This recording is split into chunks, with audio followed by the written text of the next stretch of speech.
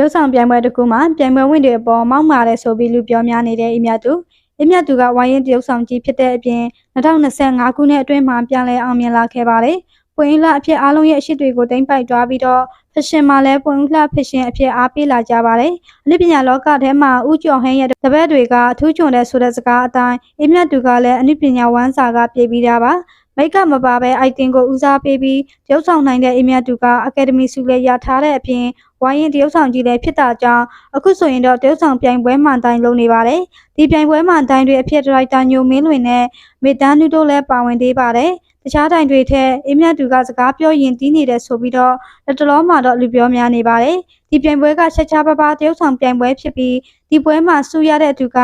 Ministry မှာတရုပ်ဆောင်ဖို့အခွင့်အရေးရရှိမှာပါ။ဒါကြောင့်လည်းအမြတ်သူတို့တိုင်တွေကတေချာအကဲဖြတ်ပြီးတော့ရွေးချယ်ပေးနေပါတယ်။ပြိုင်ပွဲဝင်တွေထဲမှာအတွေ့အကြုံရှိတဲ့သူလည်းပါဝင်တယ်လို့အစိမ်းတက်ဝင်ရောက်ရှင်ပြိုင်ကြတဲ့သူတွေလည်းပါဝင်ပါတယ်။အမြတ်သူကပြိုင်ပွဲဝင်တချို့ကိုညနေချားနဲ့စကားပြောနေတာကြောင့်ပွဲကြည့်ပရိသတ်တွေကစိတ်ပြတ်သွားကြပါတယ်။အပြစ်တဘောဆောင်တဲ့အကြံပေးမှုတွေမဟုတ်ပဲစူပြောနေတဲ့အပြင်ဖက်ရှင်နဲ့ပတ်သက်လာရင်လည်းမညာတိုင်းပြောနေတာကြောင့်သူ့ကိုတဘောမကြတော့ပါဘူး။ညနေချားကအရင်နဲ့မတူပဲခစ်ထန်နေလို့အမြတ်သူမှဟုတ်ရလားလို့တောင်းမေးနေကြပါတယ်။အမြတ်သူကဒီလောက်အထိမောက်မာလိမ့်မယ်လို့မထင်ထားဘူးလို့တောင်းပြောနေကြပြီးပြန်ပွဲဝင်တွေကတော့မျက်နှာငယ်နေကြရပါတယ်။စကားကိုပွတ်လင်းလင်းပြောတတ်သူဖြစ်တာကြောင့်လိုအပ်တဲ့အရာတွေကိုလည်းမညာတိုင်းထောက်ပြတတ်ပါတယ်။အမြတ်သူကပြန်ပွဲဝင်တွေအပေါ်မှာမကြိုက်ရင်မကြိုက်တဲ့အကြောင်းပြောတတ်လို့တချို့ပြန်ပွဲဝင်တွေကအားငယ်သွားကြပါတယ်။ဒီပြန်ပွဲကိုလာပြန်ကြတဲ့သူတွေထဲမှာချမ်းသာကြွယ်ဝပြီးသားတွေလည်းမပါဝင်လို့ဒီလောက်ထိမပြောသင့်ကြောင်းတောင်သူ့ကိုဝေဖန်နေကြတာပါဖက်ရှင်နဲ့ပတ်သက်လာရင်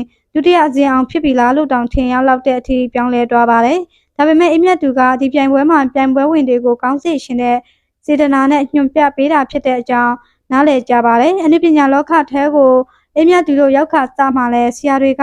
ဒီလိုပဲသင်ကြားပေးခဲ့ကြတာဖြစ်ပြီးအိုက်တင်တွေအပြင်ဆင်တွေနဲ့ပတ်သက်လာရင်လည်းအလျှော့မပေးကြပါဘူးဒါကြောင့်ပဲအမြတ်သူတို့ကအခုချိန်မှာအနုပညာဝမ်းစာပြည့်တဲ့တရုပ်ဆောင်တွေဖြစ်လာတာပါရှင်သူ့လက်ထဲကထွက်တဲ့ပြိုင်ပွဲဝင်တွေကိုလည်းတခါတည်းမှတ်သွားအောင်စကလုံးကြမ်းကြမ်းတွေတုံးပြီးတော့ဆုံးမနေတာဖြစ်ပြီးသူ့ရဲ့ပင်ကိုစိတ်ရင်းကတော့ဒီလိုမဟုတ်ကြောင်းပြောကြပါတယ်။ရုပ်ဆောင်ပြိုင်ပွဲကိုလာပြိုင်ကြတဲ့သူတွေကနောက်တစ်ချိန်မှလည်းအောင်မြင်လာနိုင်ကြောင်းအမြတ်သူက